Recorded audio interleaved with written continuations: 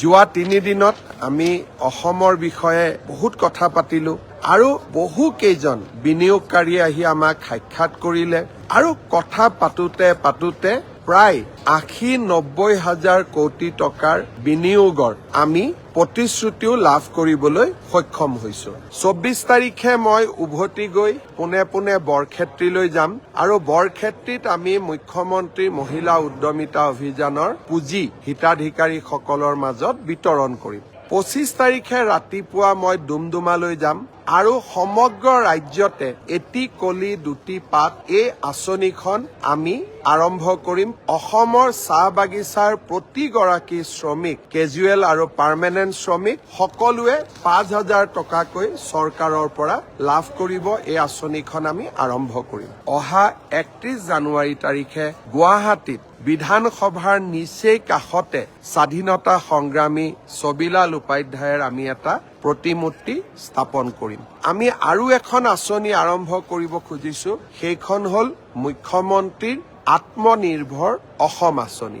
এই আঁচনিখনৰ জৰিয়তে আমি 2 লাখ টকাকৈ আগবঢ়াম। 7 তাৰিখে আমি কামৰূপ মহানগৰ জিলাত প্ৰথম কিস্তিৰ 1 লাখ টকা বিতৰণ কৰিম। এই ধৰণে আমি 12খন সভা অনুষ্ঠিত কৰি এই পুঁজিসমূহ আমাৰ যুৱকসকলৰ মাজত বিতৰণ কৰি দিম। 12 বা 13 তাৰিখে ফেব্ৰুৱাৰীৰ ভিতৰত আমি সমাপ্ত কৰিম। প্ৰায় 75,000 যুৱক ইয়াৰ পৰা উপকৃত হ'ব। যোৱা বছৰ আমি 25,000 যুৱকক 1 লাখ টকাকৈ মুখ্যমন্ত্ৰীৰ আত্মনিৰ্ভৰ অসম আঁচনিৰ পুঁজি বিতৰণ কৰিছিলো। যিসকলে এই পুঁজি সফলভাৱে ৰূপায়ণ কৰিলে আমি তাৰ এটা এছেছমেণ্ট কৰি আছো আৰু যিসকলে সফলভাৱে ৰূপায়ণ কৰিলে তেওঁলোকক আমি দ্বিতীয় কিস্তিৰ ধন 20 ফেব্ৰুৱাৰীৰ আগতে মুকলি কৰি দিবলৈ যত্ন কৰিম। তাৰ এতিয়া এটা সাৰ্ভে চলি আছে। 11 বা 12 ফেব্ৰুৱাৰী তাৰিখে 75 জন PW ডিপাৰ্টমেণ্টৰ জুনিয়ৰ ইঞ্জিনিয়াৰক নিযুক্তি দিম।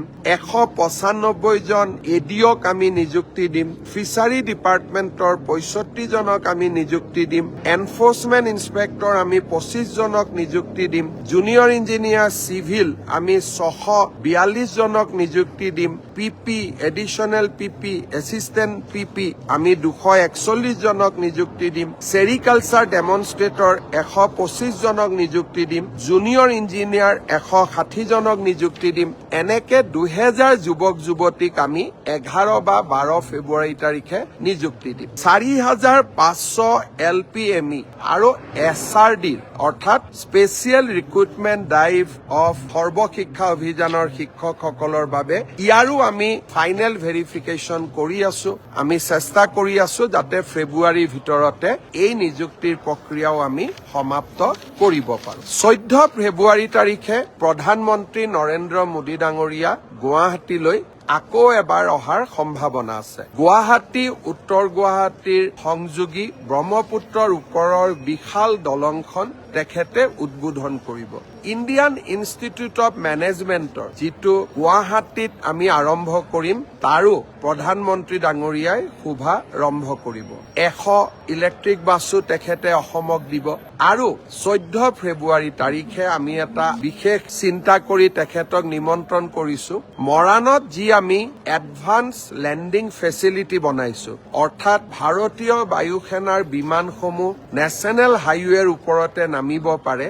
আমি প্ৰধানমন্ত্ৰী ডাঙৰীয়াক অনুৰোধ কৰিছো যে এখন বিমানেৰে তেখেতেও ৰাষ্ট্ৰীয় ঘাইপথত অৱতৰণ কৰিব পাৰিব নেকি। এই চিন্তাও আমাৰ মনত আছে। মই আশা কৰো যে 14 ফেব্ৰুৱাৰী তাৰিখে অসমৰ ৰাইজে প্ৰধানমন্ত্ৰীৰ পৰা আৰু কেইবাটাও এনেধৰণৰ উপহাৰ লাভ কৰিব। ফেব্ৰুৱাৰী মাহত প্ৰধানমন্ত্ৰী ডাঙৰীয়া সম্ভাৱনা আছে দ্বিতীয়বাৰলৈ অসম ভ্ৰমণৰ বাবে অহাৰ। তেখেত যদি দ্বিতীয়বাৰৰ কাৰণে অসম ভ্ৰমণলৈ আহে, কোকৰাঝাৰ আৰু গেলেফু ভূটানৰ মাজত নতুন ৰেল লাইন এটাৰ তেখেতে আধাৰশিলা স্থাপন কৰিব। বহুত ডাঙৰ প্ৰজেক্ট হ'ব। ভূটানৰ লগত আমি ৰেলেৰে সংযোজিত হ'ম আৰু ৰেলৱে কোচ মেনুফেকচাৰিং ফেক্টৰী এটাও তেখেতে কোকৰাঝাৰত আধাৰশিলা কৰিব। ঠিক তেনেধৰণে গুৱাহাটীৰ পৰা শিলচৰলৈ 22,000 কোটি টকা ব্যয়েৰে আমি যি এটা এক্সপ্ৰেছ হাইৱে বনাব খুজিছো তাৰো আধাৰশিলা স্থাপন কৰিবৰ বাবে মই প্ৰধানমন্ত্ৰী ডাঙৰীয়াক ফেব্ৰুৱাৰী মাহতে আকৌ এবাৰ নিমন্ত্ৰণ কৰিছো। গতিকে ফেব্ৰুৱাৰী মাহটোতো আমি অসমে উন্নয়ন আৰু বিকাশৰ কৰ্মযজ্ঞৰ লগত জড়িত হৈ থাকিম। কোকৰাঝাৰৰ ঘটনাক লৈ মই যথেষ্ট চিন্তিত আছিলো। সেনা বাহিনীৰ আমি সহায় ললো, CRPFৰ সহায় ললো। আৰু যোৱাকালি কোকৰাঝাৰত সৰ্বদলীয় আৰু সকলো সংগঠনৰ যিখন বৈঠক অনুষ্ঠিত হৈ গ'ল, সকলোৰে প্ৰয়াস আৰু প্ৰচেষ্টাত এতিয়া কোকৰাঝাৰলৈও শান্তি উভতি আহিছে। আকৌ এবাৰ মই সমগ্ৰ কোকৰাঝাৰবাসী বা বড়োলেণ্ডবাসী ৰাইজক শান্তি শৃংখলা বজাই ৰাখিবলৈ বিনম্ৰভাৱে অনুৰোধ কৰিম। বিহু, ঝুমুৰ আৰু বাগৰুম্বাই অসমৰ সংস্কৃতিক বিশ্বৰ শিখৰলৈ লৈ গ'ল। ইয়াক আমি আৰু বেছি জনপ্ৰিয় কৰিব লাগিব। পৰ্যটন আৰু সাংস্কৃতিক দিশৰ পৰাও অসমক আমি এক নতুন শিখৰলৈ লৈ যাব লাগিব।